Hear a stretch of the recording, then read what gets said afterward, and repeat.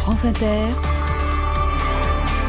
le 7-9. Il est 7h49. Léa Salamé, votre invité ce matin, est président de l'Assemblée de Corse. Bonjour Jean-Guy Talamoni. Bonjour. Merci d'être avec nous ce matin. Vous avez raté d'un cheveu la majorité absolue au premier tour hier soir. Le résultat d'hier va-t-il au-delà de vos espérances ?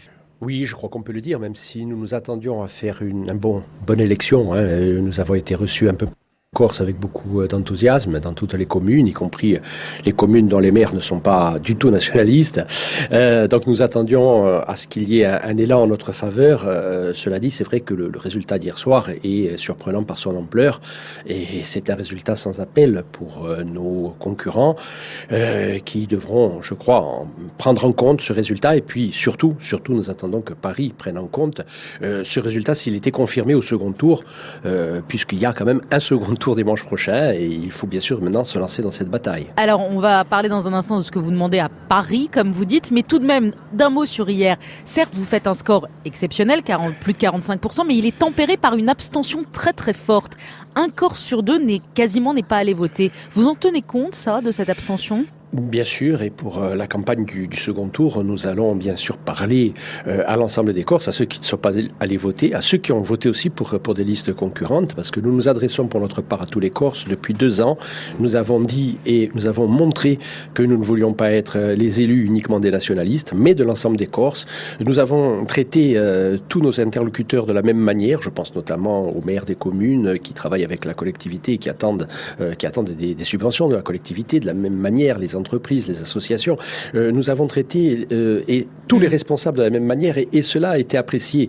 Et c'est aussi peut-être une des raisons de notre victoire d'hier, c'est qu'on s'est rendu compte que nous rompions avec le vieux système qui faisait que lorsqu'à la collectivité de Corse, à la collectivité territoriale de Corse, la droite était aux responsabilités, par exemple, les maires de gauche n'avaient jamais, évidemment, de suite à leur projet.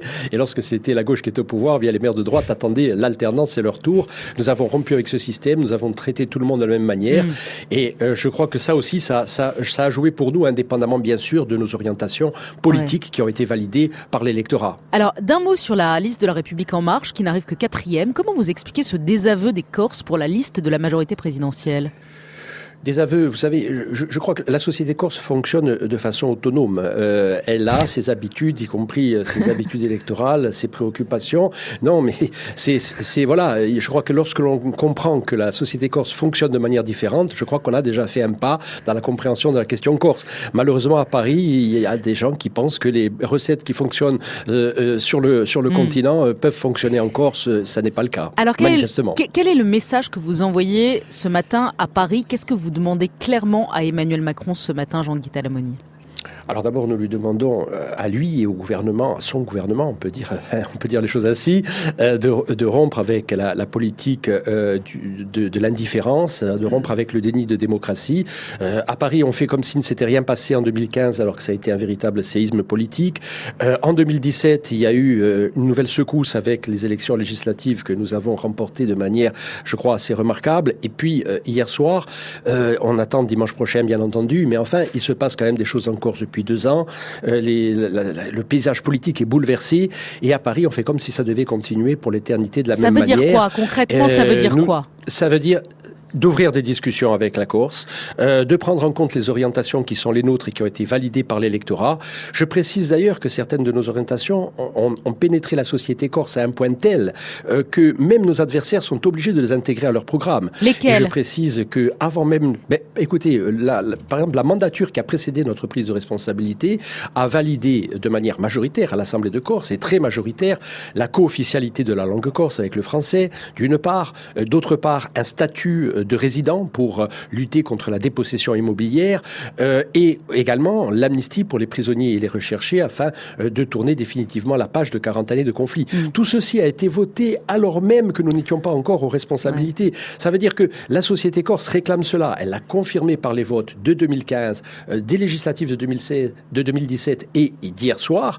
Je crois qu'à un moment donné, Paris devra ouvrir des discussions loyales avec les responsables élus de la Corse. Corse. Alors on attend ce que va vous répondre le Premier ministre et le gouvernement, mais déjà Manuel Valls vous a répondu hier soir sur la co-officialité de la langue. Il vous dit il n'y a qu'une seule langue dans la République, c'est le français. Et sur l'amnistie de ce que vous appelez les prisonniers politiques, il vous répond il n'y a pas de prisonniers politiques en Corse. Oui, écoutez, je ne vais pas être désagréable à l'endroit de M. Valls, que je connais, que j'ai reçu à l'Assemblée de Corse il y a quelques mois, mais aujourd'hui, son avis m'indiffère totalement. Ce n'est pas à M. Valls que je m'adresse lorsque je parle. Je m'adresse à ceux qui sont aujourd'hui aux responsabilités à Paris. Je crois qu'à un moment donné, il faudra bien prendre en compte la volonté des Corses, parce qu'ils ont dit un certain nombre de choses de manière claire par leur vote. Ils ont voté 3 fois de suite pour des nationalistes. Ça veut dire quelque chose. Ça veut dire quand même que les Corses, sauf à ne pas connaître le sens des mots, les Corses considèrent que la Corse est une nation. Sinon, on ne vote pas nationaliste. Et cela a été fait 3 fois de suite. Vous le pensez vraiment ? Donc, il faut, à un moment donné, ouvrir des discussions. Vous disiez que la question de l'indépendance, Jean-Guy Talamoni, la question de l'indépendance de la Corse ne se posera pas avant une dizaine d'années. Avec les résultats d'hier soir, oui. Est-ce que ça pourrait aller plus vite ? Est-ce que aujourd'hui, ce matin, vous nous dites oui, il faut aller plus vite sur l'indépendance ? Non, non, parce que nous avons un accord de mandature avec nos partenaires autonomistes. Il y a 2 courants, comme vous le savez, un courant indépendantiste, dont je suis l'un des responsables. Il y a un courant autonomiste. Nous avons un accord de mandature pour 10 ans et il n'y aura pas, pendant ces 10 ans, de processus d'indépendance. J'ajoute qu'il n'y aurait pas un vote suffisamment fort pour aller vers l'indépendance. Il n'y aurait pas un vote majoritaire en faveur de l'indépendance si nous votions dimanche prochain. Pour nous, donc vous restez minoritaire. Beaucoup de retard. Mais nous pensons qu'actuellement, l'idée indépendantiste est toujours minoritaire. Nous pensons que nous ne sommes pas dans la même séquence que, par exemple, la Catalogne. D'abord, nous ne sommes pas dans la même situation institutionnelle. La Catalogne bénéficie d'un statut avec de larges pouvoirs depuis fort longtemps. Et puis aussi et surtout, la Catalogne est une région d'Europe prospère. La Corse a été appauvrie par les politiques qui ont été menées. Dans les 10 ans qui viennent, l'un des enjeux sera d'enrichir la Corse matériellement. D'abord parce qu'elle en a besoin et parce que dans ce pays riche de potentialités, la pauvreté s'installe et il faut lutter évidemment pour que les Corses puissent vivre dignement dans leur pays. Donc vous n'êtes pas, nous pensons que les Corses, dans 10 ans, oui, vous n'êtes pas le Puigdemont français. Seront libres.